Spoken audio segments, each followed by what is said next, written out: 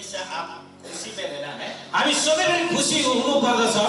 आपके जीवन में हमेशा दुख ही दुख रहता है। हाम्रो जीवन त हरेक समय दुःखमा रहन सक्छ। दुख होने की वजह से ना हम लोग यीशु के साथ में आया है। दुःखको कारण त हामी येशूको चरणमा हामी आएका छौं। ऐसे समय आता है आपके घर में आपका परिवार सब आपको छोड़ देता है। यस्तो दिन आउँदैछ, यस्तो समय आउँदैछ तपाईको परिवारले तपाईलाई छोड्न सक्छ।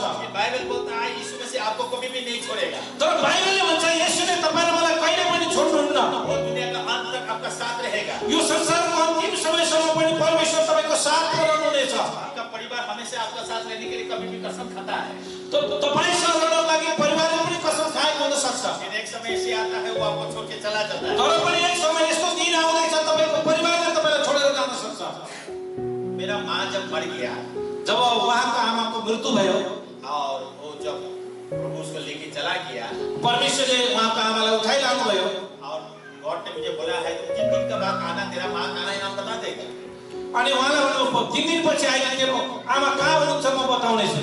और मेरे को गॉड बोला है जो तुम 3 दिन में तुम भूल जाएगा तेरा माँ था बोलकर तू मेरा काम में एकदम व्यस्त हो जाए।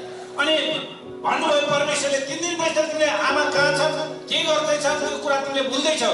सच बात है, ईश्वर को बोलने का वजह से अब 3 दिन के बाद गॉड मुझे बुलाया था, लेकिन मैं भूल गया कि 3 दिन के बाद गॉड मुझे बुलाया। तर मैले यो कुरा भने आमा कहाँ छ भन्ने कुरा परमेश्वरले बताउँदै हुनुहुन्थ्यो, तर 3 दिनपछि त्यो कुरा बताउँछु भन्दै हुनुहुन्थ्यो, तर परमेश्वर जब म काममा लागे त्यो कुराहरु मैले बिर्सेँ। और 4 दिन के बाद मुझे याद आया कि ईश्वर ने हमको बुलाया है, मम्मी कहाँ है देखने। तर 4 दिनपछि चाहिँ मलाई याद आयो कि मलाई परमेश्वरले बोलाउनु भएको थियो, आमा कहाँ हुनुहुन्छ। और मैंने 4 दिन के बाद में प्रभु के पास में गया और मैंने बोला प्रभु ने बुलाया था, मैं आया है, मेरा माँ कहाँ है मुझे बताओ। 4 दिनपछि मैले सोधे म आइपुगे प्रभु, मेरो आमा कहाँ हुनुहुन्छ। तो उस समय ईश्वर ने बोला तुम 3 दिन में बुलाया था, तुम नहीं आया, लेकिन तेरा माँ जहाँ भी है अच्छा से है। तर 3 दिनपछि मैले तँलाई अगाडि बोलाएको त आइनस्, तर जहाँ आमा हुनु पर्यो त्यो ठाउँमा आमा हुनुहुन्छ। लेकिन मैंने ईश्वर का बात नहीं सुनने की वजह से गॉड ने मुझे उस चीज को नहीं दिखाया। मैले परमेश्वरको वचनलाई नसुनेको कारणले गर्दाखेरि परमेश्वरले त्यो कुरा मलाई देखाउनु भएन। बाद में मैं एक बार गॉड को पूछा है, अनि फेरि मैले परमेश्वरलाई सोधेँ कि मेरा माँ जो आपका पास में है वो हमको पहचानता कि नहीं। अनि मैले परमेश्वरसँग सोधेँ के मेरो आमा तपाईँ साथमा हुँदाखेरि परमेश्वर मेरो आमाले मलाई चिन्नुहुन्छ। गॉड ने क्या बोला, वो तुमको नहीं पहचानती। परमेश्वरले भन्नुभयो तिमीलाई चिन्दैन, क्योंकि वो हेवन का हो गया। अनि उहाँ चाहिँ स्वर्गमा हुनुहुन्छ, स्वर्ग देश का आदमी हो गया, स्वर्ग देशको मान्छे हुनुहुन्छ। इसीलिए वो तुमको नहीं पहचानती है। यस समय चाहिँ तिमीलाई परिचय गर्नुहुन्न, चिन्नुहुन्न।